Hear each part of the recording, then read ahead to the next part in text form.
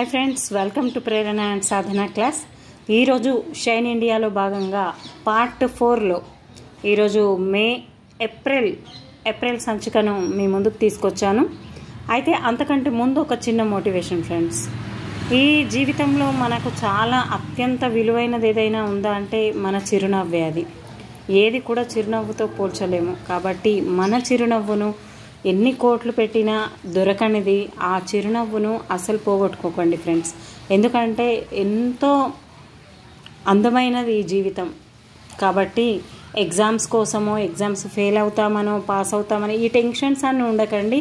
మీరు చేసే ప్రయత్నం మీ హృదయపూర్వకంగా చేయండి, హార్ట్ఫుల్గా చేయండి. కాబట్టి ఖచ్చితంగా మీకు వస్తుందన్న నమ్మకంతోనే చేయండి. ఎవ్రీడే మీరు మీకు మీరుగా శభాష్ అనుకోండి. ఖచ్చితంగా మీ విజయానికి మీరు చేరువవుతారు. కాబట్టి చిరునవ్వును కోల్పోకండి. చిరునవ్వుతో ఏదైనా సాధించవచ్చు friends. Okay friends, let start our class. Shine ఇండియాలోని ఏప్రిల్ 2024లో ఉన్నటువంటి కవర్ పేజీపై ఉన్న ముఖ్యాంశాలు ఒకసారి చూద్దాం. జెమిలీపై కోవింద్ కమిటీ నివేదిక, ఆస్కార్ అవార్డ్స్ 2024, గృహ వినియోగ వ్యయం సర్వే 2022 నుంచి 23 వరకు, కరెంట్ అఫైర్స్లో షైన్ ఇండియా ప్రభంజనం, ఇలా అమల్లోకి సిఏఏ గురించి ఇవ్వడం జరిగింది. అయితే అమల్లోకి పౌరసత్వ సవరణ చట్టం 2019 ప్రకారం కేంద్ర ప్రభుత్వం పౌరసత్వ సవరణ చట్టం అనేది 2019ను దేశవ్యాప్తంగా అమల్లోనికి తెచ్చింది. మరి దీంట్లో ఏముంది?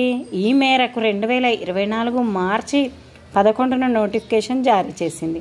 అయితే పాకిస్తాన్, బంగ్లాదేశ్, ఆఫ్ఘనిస్తాన్ దేశాల నుంచి ఎవరైతే మన భారతదేశం నుంచి ఇంతకుముందు వెళ్ళి ఉన్న వాళ్ళు ఉన్నారో వాళ్ళు భారత్కు వలస వచ్చిన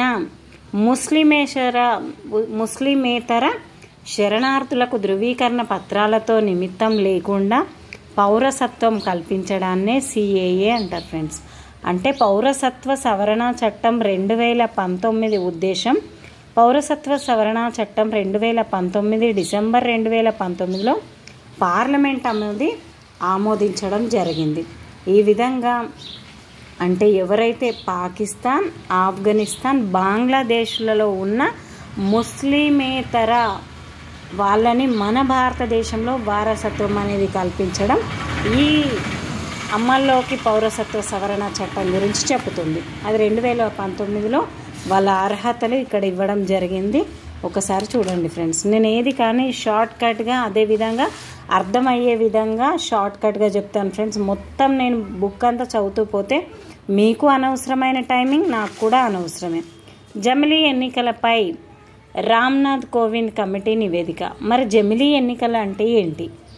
ఒకే దేశం ఒకే ఎన్నికలపై అధ్యయనం చేయడానికి మాజీ రాష్ట్రపతి రామ్నాథ్ కోవింద్ నేతృత్వంలో కేంద్ర ప్రభుత్వం నియమించిన ఉన్నత స్థాయి కమిటీ తన నివేదికను 2024 మార్చి 14న రాష్ట్రపతి ద్రౌపది ముర్ము గారికి అందజేసింది.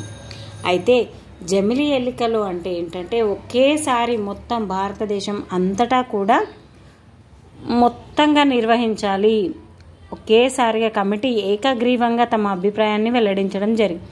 ఎన్నికలు అనేసారి అనునవి ఒకటేసారి జరగాలి అని. అయితే తొలి దశలో లోక్సభ, అసెంబ్లీలకు జమిలీ ఎన్నికలను నిర్వహించాలని, ఆ తర్వాత రెండో దశలో ఈ ఎన్నికలకు మున్సిపాలిటీలు, గ్రామ పంచాయతీల ఎన్నికలకు జత చేయాలని పేర్కొంది. దీన్నే జమిలీ ఎన్నికలు అనడం జరుగుతుంది. మరి ఇప్పుడు జరిగిన ఎన్నికలు 18వ ఎన్నికలు జరిగాయి. మనకు కూడా మీ అందరికీ తెలిసిన విషయమే. మరి ఇక్కడ జమిలీ ఎన్నికలకు 32 పార్టీల మద్దతు అనేది లభించింది. అనుకూలంగా భాజపా, నేషనల్ పీపుల్స్ పార్టీ, వ్యతిరేకంగా కాంగ్రెస్, ఆమ్ ఆద్మీ, బీఎస్పీ, సిపిఎం పార్టీలు ఉండడం జరిగింది. మరి ఇక్కడ రామ్నాథ్ కోవింద్ కమిటీ ఏం చెప్పిందంటే దేశంలో ఏకకాలంలో లోక్సభ, అసెంబ్లీ, మున్సిపల్, పంచాయతీ ఎన్నికల నిర్వహణ సాధ్యాసాధ్యాలను పరిశీలించేందుకు 8 మంది సభ్యులతో కూడిన ఉన్నత స్థాయి కమిటీని నియమిస్తూ కేంద్ర న్యాయశాఖ 2023 సెప్టెంబర్ 2న గెజిట్ నోటిఫికేషన్ అనేది జారీ చేసింది. మరి ఈ కమిటీ చైర్మన్గా మాజీ రాష్ట్రపతి రామ్నాథ్ కోవింద్ను నియమించడం జరిగింది. ఎవరిని నియమించారు అని అడిగే ఆస్కారం ఉంది. అయితే ఇక్కడ 8 మంది మరి కేంద్ర మంత్రి అమిత్ షా, లోక్సభలో విపక్ష నేత అధీర్ రంజన్ చౌదరి, గులాం నబీ ఆజాద్, 15వ ఆర్థిక సంఘం మాజీ చైర్మన్ ఎన్కే సింగ్, లోక్సభ మాజీ secretary general Subhash Kashyap, senior న్యాయవాది హరీష్ సాల్వే, మాజీ చీఫ్ విజిలెన్స్ కమిషనర్ సంజయ్ కొరాటీలను కమిటీ సభ్యులుగా చేర్చింది. ఇదంతా కూడా మనకు అంత ఇంపార్టెంట్ ఏం కాదు ఫ్రెండ్స్. కాకపోతే దానికి కమిటీ అధ్యక్షుడు మాత్రం రామ్నాథ్ కోవింద్ గారు ఉన్నారు. ఆయన ఏ పదవిలో ఉండేవారంటే రాష్ట్రపతి పదవిలో ఉండేవారు. ఇప్పుడు మాజీ రాష్ట్రపతి. ఓకే ఫ్రెండ్స్, మరి ఎన్నికల బాండ్ల పథకం రద్దు చేసిన సుప్రీంకోర్టు.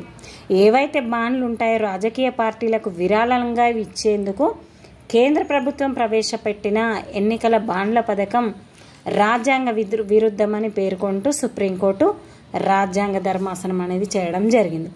మరి రహస్యంగా విరాళాలు ఇవ్వడానికి వీలు కల్పించే ఈ పథకం సమాచార హక్కును ఉల్లంఘించడమే కాకుండా రాజ్యాంగంలోని 19(1)(a) అధికరణం కింద పేర్కొన్న భావ ప్రకటన స్వేచ్ఛకు విరుద్ధంగా ఉన్నట్లు తెలుస్తుంది.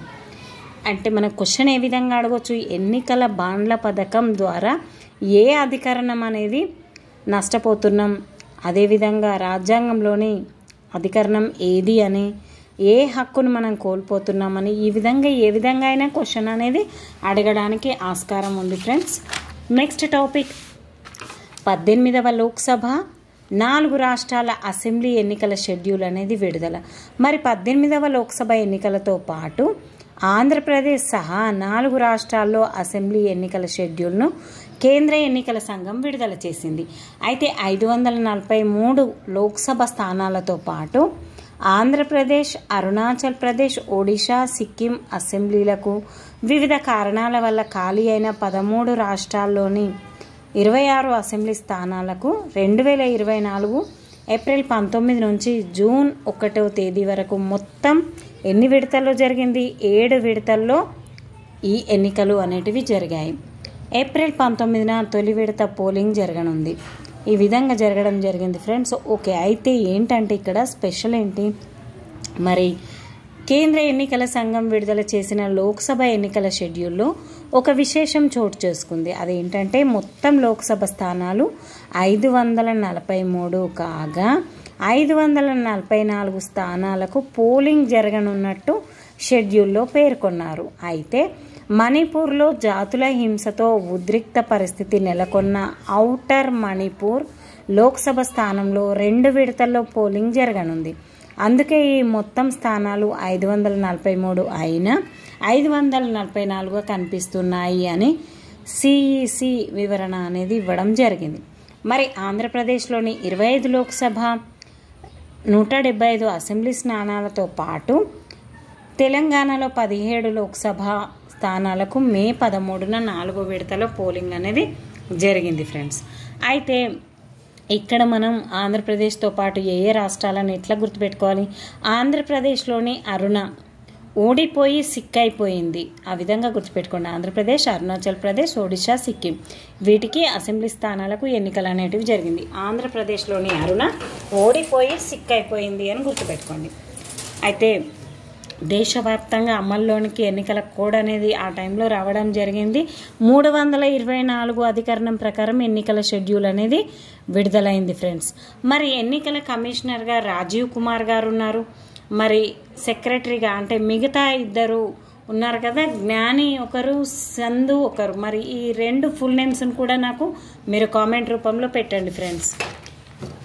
నెక్స్ట్, గగన్యాన్ వ్యోమగాములకు పరిచయం చేసిన ప్రధాని మోడీ. మరి గగన్యాన్ అనేది భారత అంతరిక్ష పరిశోధన సంస్థ ఇస్రో అత్యంత ప్రతిష్టాత్మకంగా చేపడుతున్న తొలి మానవ సహిత, చాలా ఇంపార్టెంట్ ఫ్రెండ్స్, తొలి మానవ సహిత అంతరిక్ష యాత్ర గగన్యాన్ కోసం, మానవ సహిత అంతరిక్ష యాత్ర గగన్యాన్ కోసం ఎంపికైన వ్యోమగాముల పేర్లను ప్రధాని నరేంద్ర మోడీ ప్రకటించారు.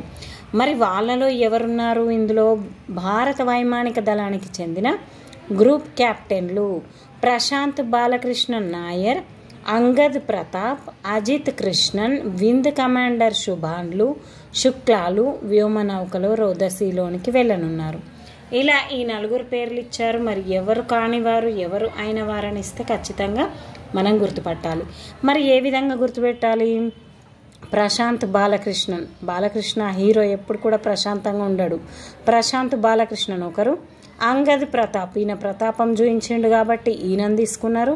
అజిత్ కృష్ణన్, మనకి కృష్ణుడు బాగా ఎన్నో రకాల గుడ్ అంటే మంచి విలువలు నేర్పించాడు కృష్ణ భగవానుడు కాబట్టి కృష్ణుడు. అదే కమాండర్ శుభాన్లు శుక్లాలు, శుభం కోరుతున్నాడు కాబట్టి ఇతను. ఒకసారి చూడండి ఫ్రెండ్స్, బాలకృష్ణ, కృష్ణన్, అంగద్ ప్రతాప్, శుభాంశు శుక్ల, ఈ నలుగురు పేర్లను ఖచ్చితంగా గుర్తుపెట్టుకోండి. వైమానిక దళం నుంచి గగన్యాన్కి ఇప్పుడు మానవ సహిత అంతరిక్ష యాత్ర అనేది ప్రారంభం కానుంది. ఈ విధంగా గుర్తుపెట్టుకోండి ఫ్రెండ్స్. నెక్స్ట్, మిషన్ దివ్యాస్త్ర ప్రయోగం విజయవంతం. మరి మిషన్ దివ్యాస్త్ర ప్రయోగం అనేది ఏంటంటే బహుళ వార్ హెడ్లను మోసుకెళ్లే అగ్ని 5 క్షిపణిని 2024 మార్చి 11న భారత రక్షణ పరిశోధన అభివృద్ధి సంస్థ DRDO విజయవంతంగా పరీక్షించింది. ఒడిశా తీర సమీపంలోని అబ్దుల్ కలాం ద్వీపం. ఈ ద్వీపం అబ్దుల్ కలాం ద్వీపం అనేది ఎక్కడుంది అని అడిగితే మనం తమిళనాడు పెట్టవచ్చు ఫ్రెండ్స్, ఎందుకంటే అతను తమిళనాడు ప్రాంతానికి చెందినవాడు. కానీ ఇది ఎక్కడుంది? ఒడిశా తీర సమీపంలో ఉంది. ఖచ్చితంగా గుర్తుపెట్టుకోండి, ఓడిపోవద్దు మీరెవ్వరు కూడా. ఒడిశా తీర ప్రాంతం. ఓకే. అయితే దీంతో DRDO శాస్త్రవేత్తలు తొలిసారిగా దీన్ని పరీక్షించారు.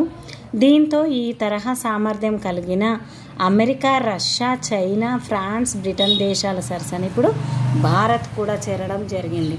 అయితే ఒకే క్షిపణి ప్రయోగంతో ఒకటికి మించిన లక్ష్యాలను ఛేదించేందుకు వీలు కల్పించడం MIRV ప్రత్యేకత.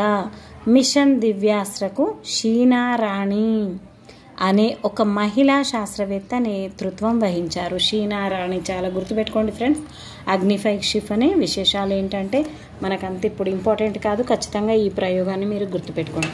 96వ ఆస్కార్ అవార్డులు చాలా 96, 2 కూడా 9, 6 ఒకే రకంగా ఉంటాయి. ఆస్కార్ 6 అని గుర్తుపెట్టుకోండి. ఇటు 6, దీన్ని రివర్స్ చేస్తే 9గా మారుతుంది.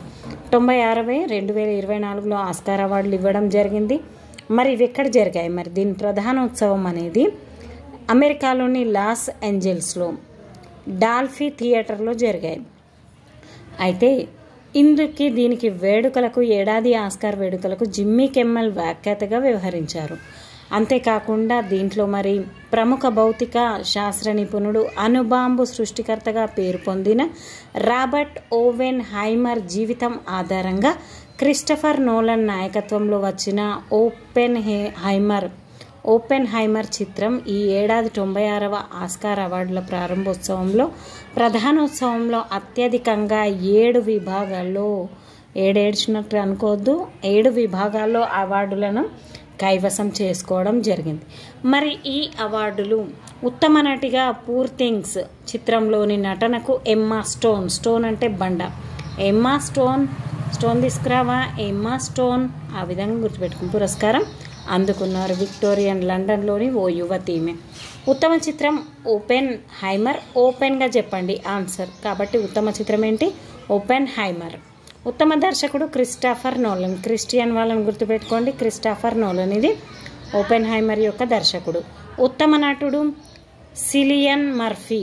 ఈ ఏమనుకోవాలి మనము, సీనియర్ అని గుర్తుపెట్టుకోండి, సిలియన్ మర్ఫీ ఓపెన్ హైమర్ నటుడు, ఇతను ఉత్తమ నటుడు. ఉత్తమ నటి ఎమ్మా స్టోన్, పూర్ థింగ్స్. ఉత్తమ సహాయ నటుడు రాబర్ట్ డౌనీ జూనియర్. ఇక్కడ జూనియర్, ఇక్కడ సీనియరు. ఆ విధంగా ఓపెన్ హైమర్ నుంచి గుర్తుపెట్టుకోండి ఫ్రెండ్స్. మిగతావి మీరు వీలైతే మీకు నచ్చితే ఇంకా చూడండి. నెక్స్ట్, దేశవ్యాప్తంగా పలు అభివృద్ధి కార్యక్రమాలు ప్రారంభించిన ప్రధాని మోడీ గారు తెలంగాణలో, ప్రత్యేకంగా తెలంగాణలో నిజామాబాద్ జిల్లాలో కొత్తగా నిర్మించిన కేంద్రీయ విశ్వవిద్యాలయ సముదాయాన్ని ప్రధాని నరేంద్ర మోదీ జమ్మూ నుంచి వర్చువల్గా ప్రారంభించారు. IIT హైదరాబాద్ క్యాంపస్ డెవలప్మెంట్ను ప్రాజెక్టును జాతికి అంకితం ఇవ్వడంతో పాటు పాలమూరు విశ్వవిద్యాలయంలో వివిధ అభివృద్ధి పనులకు ప్రధాని నరేంద్ర మోదీ శంకుస్థాపన చేయడం జరిగింది. అయితే దేశంలో అతి పొడవైన రైలు సొరంగ మార్గం అనేది దేశంలో అతి పొడవైనదిగా నిలిచిపోయిన ఉదంపూర్ శ్రీనగర్ బారాముల్లా మార్గంలో ఇది 12.77 కిలోమీటర్ల మేర నిర్మించిన T50 సొరంగ మార్గాన్ని కూడా ప్రధాని నరేంద్ర మోడీ ఫిబ్రవరి 20న ప్రారంభించారు. అంతేకాకుండా కాశ్మీర్ లోయలో మొట్టమొదటి విద్యుత్ రైలును ప్రారంభించారు. కాశ్మీర్ లోయలో మొట్టమొదటి విద్యుత్ రైలుకు ప్రధాని నరేంద్ర మోడీ ఫిబ్రవరి 20న పచ్చ జెండా ఊపడం జరిగింది. రేవాడిలో ఎయిమ్స్కు ప్రధాని నరేంద్ర మోడీ శంకుస్థాపన. ఈ విధంగా కొన్ని ఉన్నాయి ఫ్రెండ్స్. అమృత్ భారత్ స్టేషన్లకు ప్రధాని నరేంద్ర మోడీ శంకుస్థాపన తెలంగాణలో 15 ఎన్ని చేశారంటే 15 చేయడం జరిగింది. దేశంలోని తొలి గ్రీన్ హైడ్రోజన్ వాటర్ క్రాఫ్ట్ను తమిళనాడులో తుత్తుకుడి జిల్లాలో ప్రారంభించడం జరిగింది ఫ్రెండ్స్. ఈ విధంగా ప్రధాని మోడీ గారు వీటిని ప్రారంభించడం అనేది జరిగింది. ఒక్కసారి మీరు వీలైతే చూడండి ఫ్రెండ్స్. నేను ఇంపార్టెంట్ ఉన్నాయి మాత్రమే చెప్పడం జరుగుతుంది. ఐరోపా స్వేచ్ఛ వాణిజ్య సంఘంతో భారత్ ఒప్పందం అనేది జరిగింది. యూరోప్లోని 4 దేశాల కూటమి ఐరోపా స్వేచ్ఛ వాణిజ్య సంఘం, European free trade association EFTA Bharat స్వేచ్ఛ వాణిజ్య ఒప్పందం FTA కుదుర్చుకుంది ఫ్రెండ్స్. అయితే నెక్స్ట్ ఏంటంటే విశాఖపట్నంలో 12వ మిలాన్ 2024 విన్యాసాలు అనేటివి జరిగాయి. మరి ప్రతిష్టాత్మకంగా నౌకాదళ యుద్ధ విన్యాసాల ప్రదర్శన మిలాన్ 2024 భారత్తో పాటు America, Russia, Iran, Sri Lanka, Spain, Germany, Japan, UK తదితర 51 దేశాలకు చెందిన నౌకాదళాలు పాల్గొన్నాయి. మరి ఇది ఎక్కడ జరిగింది? విశాఖపట్నంలో తూర్పు నావికా దళం ఈస్టర్న్ నేవల్ కమాండ్ ENC ప్రధాన స్థావరంలో ఈ విన్యాసాలు అనేటివి జరిగాయి. దీనికి 51 దేశాలు పాల్గొనడం జరిగింది. మిలాన్ అంటే బహుళ దేశాల నౌకాదళ విన్యాసాలు. మిలాన్ అంటే హిందీలో సమావేశం అని అర్థం. ఈ విధంగా 51 దేశాలు పాల్గొనడం జరిగింది ఫ్రెండ్స్. హాఫ్ సెంచరీ కంటే 1 ఎక్కువ అని అలా గుర్తుపెట్టుకోండి. గృహ వినియోగ వ్యయ సర్వే ప్రకారం దేశంలో కుటుంబాల తలసరి వినియోగ వ్యయం గడిచిన దశాబ్ద కాలంలో 2 పైగా పెరిగినట్లు జాతీయ గణాంక సర్వే కార్యాలయం, national sample survey office NSSO అధ్యయనంలో వెల్లడైంది ఫ్రెండ్స్. అంటే ఇంకా వినియోగం అనేది తలసరి వినియోగం అనేది పెరుగుతూనే ఉంది, వ్యయం అనేది పెరుగుతూనే ఉంది. నెక్స్ట్ లంచం తీసుకొని చట్టసభల్లో ఓటేయడంపై సుప్రీంకోర్టు తీర్పు అనేది ఇక్కడ ఇవ్వడం జరిగింది. నెక్స్ట్ అంతర్జాతీయం పాకిస్తాన్ ప్రధానిగా షహబాజ్ షరీఫ్ ప్రమాణ స్వీకారం చేశారు. ఈయన షబాస్ అనండి, పాకిస్తాన్ షబాస్, ఆ విధంగా గుర్తుపెట్టుకోండి ఫ్రెండ్స్. ఇక్కడ ఆయనతో అధ్యక్షుడు ఆరిఫ్ అల్వీ ప్రమాణ స్వీకారం అనేది చేయించాడు. పాకిస్తాన్ పంజాబ్కు తొలి మహిళా సీఎంగా మరియం నవాజ్, పాకిస్తాన్ పంజాబ్కు మరియం నవాజ్ గారు ప్రధానిగా సీఎంగా నిలిచారు ఫ్రెండ్స్. విశ్వాస పరీక్షలో నెగ్గిన నేపాల్ ప్రధాని ప్రచండ, పుష్పకమల్ దహల్ ప్రచండ విశ్వాస తీర్మానంలో నెగ్గడం జరిగింది. అబార్షన్కు రాజ్యాంగంలో చేర్చిన ప్రపంచంలోనే మొదటి దేశంగా ఫ్రాన్స్ నిలవడం జరిగింది. అయితే పాలస్తీనా నూతన ప్రధానిగా మహమ్మద్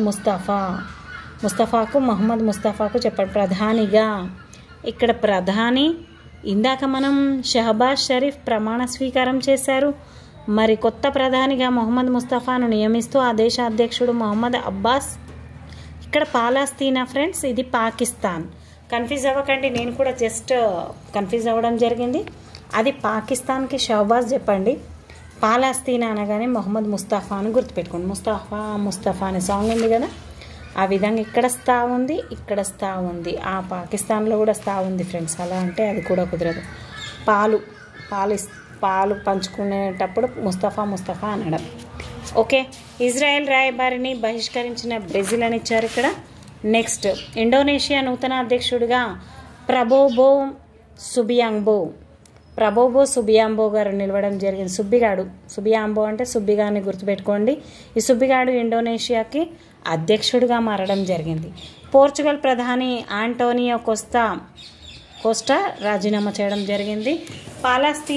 పాకిస్తాన్ నుంచి మత బోధకుల ప్రవేశంపై బ్రిటన్ నిషేధం అనేది చేసింది. హైతీ ప్రధానమంత్రి ఏరియల్ హెన్రీ రాజీనామా చేశారు. మనకు రాజీనామా చేసిన వాళ్ళతో కూడా అంత అవసరం లేదు ఫ్రెండ్స్. ఎవరైతే నియామకం కొత్తగా అయ్యారో వాళ్ళతోనే మనకు అవసరము. ఇందాకే నేను HWO నిన్న ఎగ్జామ్ రాశాను. రష్యా అధ్యక్షుడిగా మనకి వ్లాదిమిర్ పుతిన్ గారు 5వసారి ఎన్నికయ్యారు. అయితే 8వసారి అని ఇవ్వడం జరిగింది. పై వాటిలో కానిదేది, అయినదేది అని, సరి అయినదేది, ఈ విధంగా అడుగుతున్నారు ఫ్రెండ్స్. మనకి టాపిక్ తెలిస్తేనే మనం పెట్టగలుగుతాము. కాబట్టి ఖచ్చితంగా ఇప్పుడు రాబోయే డిఎస్సి ఎగ్జామ్లో, గ్రూప్స్ ఎగ్జామ్స్లలో కూడా మీరు అందరు మంచి విజయం సాధించాలి. మరి నాటోలో స్వీడన్ చేరికకు హంగేరీ ఆమోదం అనేది జరిగింది. నాటోలో స్వీడన్ చేరికకు హంగేరీ ఆమోదం. 2 ఏళ్ల సుదీర్ఘ చర్చల అనంతరం నార్త్ అట్లాంటిక్ ట్రీటీ ఆర్గనైజేషన్ కూటమిలో స్వీడన్ సభ్యత్వం పొందడానికి మార్గం సుగమమైంది అని చెప్పేసి చివరి అడ్డంకిగా ఉన్న హంగేరీ పార్లమెంట్ ఆమోదించడంతో సమస్య పరిష్కారం అయిందట. సముద్ర మార్గ కేబుళ్లపై హైతీల దాడి, ఇజ్రాయెల్పై హమాస్ అత్యాచారాలపై ఐరాస నివేదిక అనేది ఇవ్వడం జరిగింది. రష్యా ఆధీనంలో అంత ఇంపార్టెంట్గా ఏం లేదు ఫ్రెండ్స్. ఇక్కడ కూడా ప్రధాని నెతన్యాహు ఇక్కడ ఎవరు యుద్ధానంతర ప్రణాళికను వెల్లడించిన ఇజ్రాయెల్ ప్రధాని నెతన్యాహు గుర్తుపెట్టుకోండి వాళ్ళ ఫ్రెండ్స్, చాలా డిఫరెంట్గా ఉన్నాయి నేమ్స్. పాకిస్తాన్కు రాణి నదీ జలాలను పూర్తిగా నిలిచివేసిన భారత్ రావి జలాలను నిలిపివేసింది. రావి చెట్టు నుండి అని గుర్తుపెట్టుకోండి. పాకిస్తాన్కి రావి జలాలను భారత్ అనేది నిలిపివేయడం జరిగింది. ఎందుకంటే సింధు నదికి 5 ఉపనదులు ఉన్నాయి. అవి ఏంటంటే అనేది నేను ఇంతకుముందే చెప్పాను. బ్రదర్స్, ఆర్సీ బ్రదర్స్ అని చెప్పేసి గుర్తుపెట్టుకోండి. ఆ విధంగా రావి జలాలను రావి చెట్టును గుర్తుపెట్టుకుంటే మీకు పని అయిపోతుంది. మారిషస్లో నిర్మించిన ప్రాజెక్టులకు ప్రారంభించిన ప్రధాని నరేంద్ర మోడీ నిర్మించిన ప్రాజెక్టులను ప్రారంభించిందట ఈయన. భారత్ జపాన్ సేవల సంయుక్త విన్యాసాలు అనేటివి ప్రారంభం. మరి భారత్ జపాన్ల సంయుక్త సైనిక విన్యాసాలు ప్రారంభమయ్యాయి. గార్డియన్ పేరిట నిర్వహించిన ఈ యుద్ధ క్రీడలు ధర్మ గార్డియన్ అనే పేరుతో ఇవయ్యాయి. ఏ దేశాల మధ్యన ధర్మ గార్డియన్ అనేది జరిగింది అని అడిగే ఆస్కారం ఉంది ఫ్రెండ్స్. కాబట్టి జపాన్ భారత్ ధర్మ గార్డియన్. భారతీయులకు దుబాయ్ 5 ఏళ్ల మల్టిపుల్ ఎంట్రీ పర్యటన వీసా అనేది ఇవ్వడం జరిగింది దుబాయ్ వాళ్ళు. తూర్పు బాగ్దాద్పై భారత్ చైనా 21వ విడత సైనిక చర్చలు. పాకిస్తాన్కు అణుసరఫరాకు అడ్డుకున్న భారత్. మాల్దీవుల్లోని ప్రవేశించిన చైనా పరిశోధక నౌక మాల్దీవులకు ప్రవేశించిందట ఫ్రెండ్స్. ఇక్కడంతా కూడా ఇంపార్టెంట్గా ఏం లేదు. ఇంకోటి ఏంటంటే థాయిలాండ్లో బుద్ధుడి అవశేషాల ప్రదర్శన అనేది జరిగింది ఫ్రెండ్స్. థాయిలాండ్లో ఎక్కడ జరిగింది బుద్ధుడి అవశేష ప్రదర్శన అంటే థాయిలాండ్లో నిర్వహించడం జరిగింది. జాతీయం.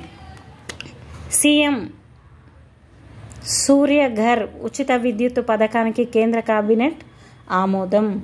సూర్యఘర్ అనేది నిర్వహించడం అంటే దానివల్ల సౌర విద్యుత్ వినియోగాన్ని మరింత విస్తరించి సామాన్యులపై కరెంటు ఛార్జీల భారం అనేది తగ్గించడానికి దీన్ని సూర్యఘర్ అనే పేరుతో స్టార్ట్ చేయడం అనేది జరిగింది ఫ్రెండ్స్. ముఫ్త్ మజ్లీ సూర్యఘర్ ముఫ్త్ బిజిలీ యోజన చాలా ఇంపార్టెంట్ ఫ్రెండ్స్ అది. నెక్స్ట్ మహిళల రక్షణ కోసం అంబ్రెల్లా పథకం అనేది ఇవ్వడం జరిగింది. అంబ్రెల్లా పథకం రక్షణ కోసం కోట్లలో అంబ్రెల్లా పథకాన్ని 1179 కోట్లతో ప్రారంభించిండ్రట మన కోసమని, మరి లేడీస్ కోసమని. నెక్స్ట్ భారత్ నౌకాదళంలోనికి అధునాతన విమానాలు. అంతేకాకుండా దేశంలో గత 3 ఏళ్లలో నిరుద్యోగిత 3.1%గా గత 3 ఏళ్లలో నిరుద్యోగిత శాతం క్రమంగా తగ్గుతూ ఉందట.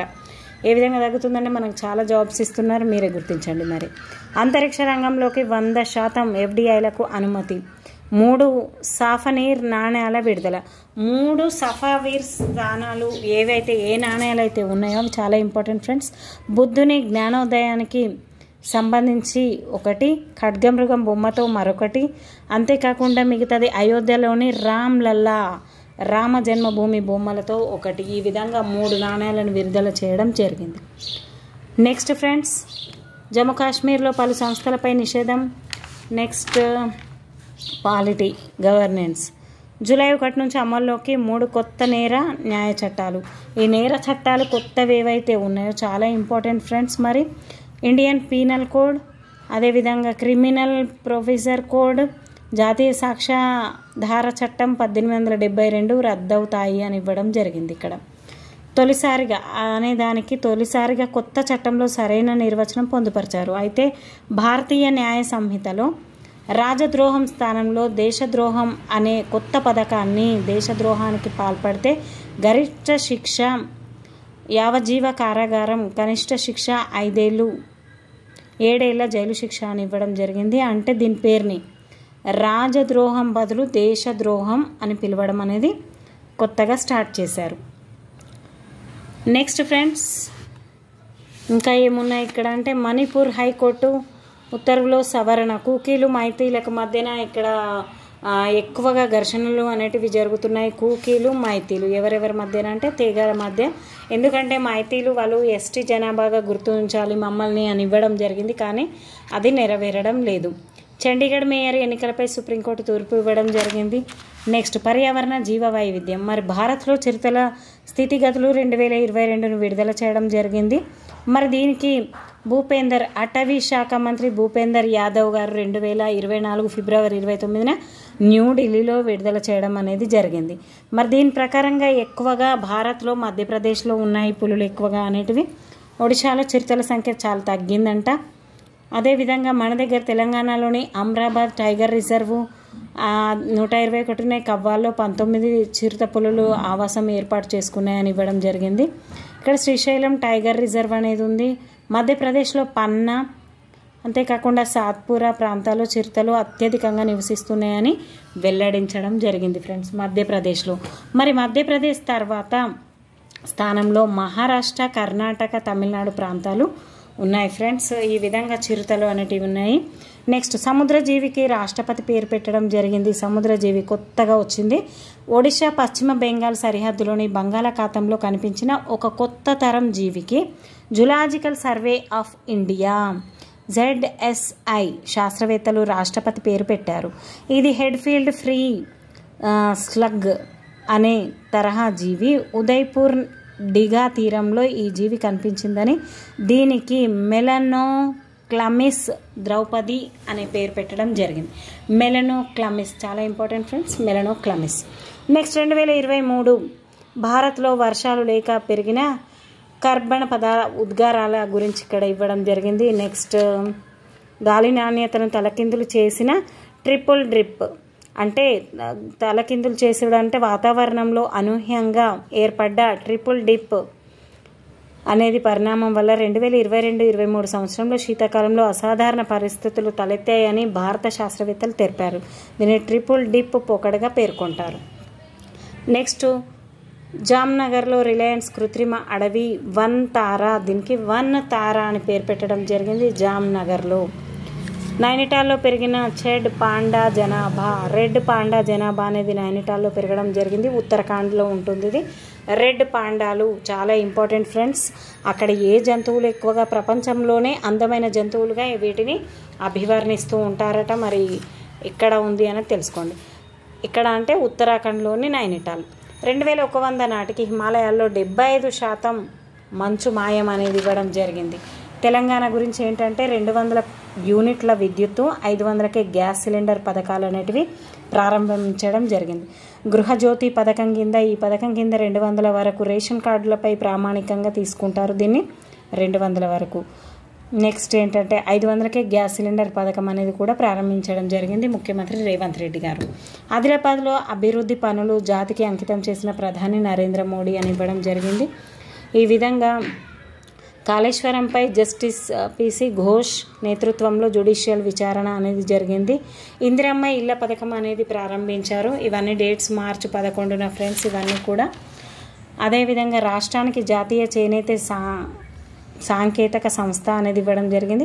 హైదరాబాద్లో జాతీయ సంస్కృతి మహోత్సవం నిర్వహించడం జరిగింది. శంషాబాద్ సెమీ కండక్టర్ అసెంబ్లీ అనేది ఇవ్వడం జరిగింది. తెలంగాణ అంకుర సంస్థల అభివృద్ధికి జపాన్ రుణం అనేది ఇవ్వడం జరిగింది. JICA జపాన్ వాళ్ళు తెలంగాణలకు ఇవ్వడం జరిగింది అంకుర. నెక్స్ట్ ఆంధ్రప్రదేశ్ గురించి నేను చెప్పడం లేదు ఫ్రెండ్స్. ఇతర రాష్ట్రాల సమాచారం గురించి కూడా అంత ఇంపార్టెంట్ అనేది ఏం లేదు. దేశంలో తొలిసారిగా ఉత్తరాఖండ్లో హెలికాప్టర్ అత్యవసరమైన వైద్య సేవలు హెలికాప్టర్లో వైద్య సేవలు నిర్వహించడం ఇదే మొదటిసారి కాబట్టి ఉత్తరాఖండ్. ముస్లిం భాజపా చట్టం రద్దుకు అస్సోం మంత్రివర్గం ఆమోదం అనేది ఇవ్వడం జరిగింది. కేరళ పాఠశాలలో వాటర్ బెల్ ఇది చాలా ఇంపార్టెంట్ ఫ్రెండ్స్. వాటర్ బెల్ అనేది 10:30కు, ఎందుకంటే ఎండలు ఎక్కువ అవుతున్న తరుణంలో, ఉష్ణోగ్రత పెరుగుతున్న తరుణంలో వాటర్ బెల్ అనేది మార్నింగ్ 10:30కు 5 నిమిషాల పాటు, అదేవిధంగా 2:30కి మరో 5 నిమిషాల పాటు దీన్ని ఇవ్వడం జరుగుతుంది. పిల్లలు ఖచ్చితంగా వాటర్ అనేది తాగాలి అని చెప్పేసి దీని యొక్క ముఖ్య ఉద్దేశం. పీచు మిఠాయిపై తమిళనాడు పుదుచ్చేరి నిషేధం అనేది ఇవ్వడం జరిగింది. ఎందుకంటే దానిలో హానికరమైన పదార్థాలను వినియోగిస్తున్నారు కాబట్టి దానివల్ల ఆరోగ్యం నష్టపడుతుంది అని చెప్పేసి వాటిని తమిళనాడు పుదుచ్చేరిలో నిషేధించడం అనేది జరిగింది. భారత వృద్ధి రేటు అంచనాలు అనేది ఇచ్చారు. ఇక్కడ స్వతంత్రానంతరం యూపీసీని ఆమోదించిన తొలి రాష్ట్రంగా ఉత్తరాఖండ్ గురించి చాలా వచ్చాయి ఇప్పటికే. ఉత్తరాఖండ్ విమానాశ్రయంలో ఏంటి ఆరోగ్యం గురించి చేశారు. అదేవిధంగా ఇంకొకటి ఏంటి రెడ్ పాండా గురించి ఇచ్చారు. ఇక్కడ స్వతంత్రానంతరం యూసీపీని ఆమోదించిన తొలి రాష్ట్రంగా ఉత్తరాఖండ్ అని ఇవ్వడం జరిగింది. మనకి ఏది తెలియనప్పుడు ఏదైతే హైలైట్లో ఉందో దాన్ని పెట్టడానికి ట్రై చేయాలి ఫ్రెండ్స్. ముంబై హై చిమ్మురు క్షేత్రానికి 50 ఏళ్ళు నిండాయి. ముంబై హై చమురు దానికి. ఓకే ఫ్రెండ్స్, మీకు ఇది అర్థమయ్యే ఉంటుంది. నేను పేజెస్ తీసేస్తున్నాను. ఇంకా ఇక్కడ ఇంత ఇంపార్టెంట్ ఏం అనిపించట్లేదు నాకు, ఎందుకంటే దీనిపైనే ఆధారపడితే మనకు పోర్షన్ చాలా ఉంది కాబట్టి ఆ పోర్షన్ కూడా చూసుకోవాలి. కాబట్టి ఖచ్చితంగా మీకు ఈ క్లాసెస్ నచ్చుతున్నాయని అనుకుంటున్నాను. ఎందుకంటే చాలా మటుకు నాకు డైలీ 100 సబ్స్క్రైబర్స్ వరకు అవుతున్నారు. అది ఎవరి వల్ల అంటే మీ వల్లనే ఫ్రెండ్స్. ఎందుకంటే నాకు కూడా టాలెంట్ ఉంది అని మీరు నేర్పిస్తున్నందుకు చాలా థ్యాంక్స్ ఫ్రెండ్స్. అంతేకాకుండా మీరు ఖచ్చితంగా మీ నమ్మకాన్ని పోగొట్టుకోకుండా కృషి చేస్తారని ఆశిస్తున్నాను. కొత్త ఎన్నికల కమిషనర్గా ఇందాకే ఫస్ట్ అడిగాను, లాస్ట్కి చెప్తున్నాను, జ్ఞానేష్ కుమార్. అంతేకాకుండా సుఖ్బీర్ సింగ్ సంధు చాలా ఇంపార్టెంట్ ఫ్రెండ్స్. రాజీవ్ కుమార్తో పాటు ఇంకా త్రిసభ్య కమిటీ అనేది ఉంటుంది. జ్ఞానేష్ కుమార్ జ్ఞానం ఎక్కువ ఉంది కాబట్టి ఇతన్ని, ఈ సింగ్ గారికి సంధు, ఇక్కడ బీర్ తాగే సింగ్ గారిని నేమ్ సుఖ్బీర్ సింగ్, సుఖం వస్తుంది మనకు కాబట్టి సుఖ్బీర్ సింగ్ సంధు గారిని నియమించడం జరిగింది అని ఆ విధంగా గుర్తుపెట్టుకోండి. పార్లమెంటు భద్రతా విభాగం అధిపతిగా అనురాగ్ అగర్వాల్ని నియమించారు. అదేవిధంగా తొలి మహిళా స్లైపర్గా సుమన్ కుమారిని నియమించడం జరిగింది. రాజ్యసభ సభ్యురాలుగా సుధామూర్తి ప్రమాణ స్వీకారం చేశారు. బీబీసీ నూతన చైర్మన్గా సమీర్ షా గారు ఉన్నారు. ఈ విధంగా కొత్త వాళ్ళు రావడం జరిగింది ఫ్రెండ్స్. రష్యా వివక్ష అగ్రనేత అలెక్సీ నావెల్లీ మృతి చెందడం జరిగింది. నెక్స్ట్ ఫ్రెండ్స్, ఇంకా మళ్ళీ కలుద్దాం friends. Next Secunderabad cantonment BRS MLA Lasya Nanditha మృతి చెందడం జరిగింది ఇక్కడ. నెక్స్ట్ అవార్డులు అనేటివి ఎవరెవరికి వచ్చాయంటే జ్ఞానపీఠ అవార్డులు చాలా ఇంపార్టెంట్ ఫ్రెండ్స్. గుల్జారీ మరియు రామభద్రాచార్యులకు జ్ఞానపీఠ అవార్డు అనేది లభించడం జరిగింది. ఈయనకి ఈ మధ్యన ట్రకోమా వ్యాధి రామభద్రకి రావడం జరిగింది. కంటి చూపును కోల్పోయారు ఆయన ఈ మధ్యనే. ఈ విధంగా నాగరాజు సురేంద్రకు కేంద్ర సాహిత్య అకాడమీ అవార్డు అనేది వచ్చింది. మరి నాగరాజు సురేంద్రకు గాలిబ్ నాటి కాలం అనే నాటకంకి గాను, ఇది రచనకు గాను కేంద్ర సాహిత్య అకాడమీ అనేది రావడం జరిగింది. హైదరాబాద్ విమానాశ్రయానికి ఏపీఐ పురస్కారం అనేది లభించింది. ఈ విధంగా ఇంపార్టెంట్ ఉన్నాయి ఫ్రెండ్స్. 77వ భాష అవార్డుల ప్రధానోత్సవం అనేది అయింది. అంతేకాకుండా రాధారెడ్డి దంపతులకు అకాడమీ రత్న అనేది కూచిపూడి రంగంలో వీళ్ళు విశేష కృషికి చేశారు కాబట్టి అకాడమీ రత్న అనే అవార్డులను రాజారెడ్డి మరియు రాధారెడ్డి గారికి. సునీల్ మిట్టల్కు బ్రిటన్ నైట్హుడ్ కమాండర్ పురస్కారం అనేది లభించింది. గుల్లపల్లి ఎన్ రావుకు వరల్డ్ ఐకాన్స్ 21వ అవార్డు అనేది లభించింది. ఈ విధంగా మనకు చాలా ఇంపార్టెంట్ ఉన్నారు. అదేవిధంగా క్రీడాంశాలలో ఇక్కడ ఒక చిన్న బాలుని ఇచ్చారు. గ్రాండ్ మాస్టర్ను ఓడించిన పిన్న వయస్కుడిగా అశ్వత్ నిలవడం జరిగింది ఫ్రెండ్స్. ఈ విధంగా చాలా ఇంపార్టెంట్. మే నెల మనకి ఏప్రిల్ నెలలో చాలా ఉన్నాయి ఫ్రెండ్స్. మే నెల కొంచెం మామూలుగానే ఉంది కానీ ఏప్రిల్ నెల చాలా ఇంపార్టెంట్గా ఉన్నాయి. దాని తర్వాత నేను ఇంపార్టెంట్ డేట్స్ని ఇంకొక క్లాస్లో పెడతాను friends. Thank you friends. Thank you everyone. Keep smiling. Thank you everyone. Please keep share, like, share, subscribe my channel.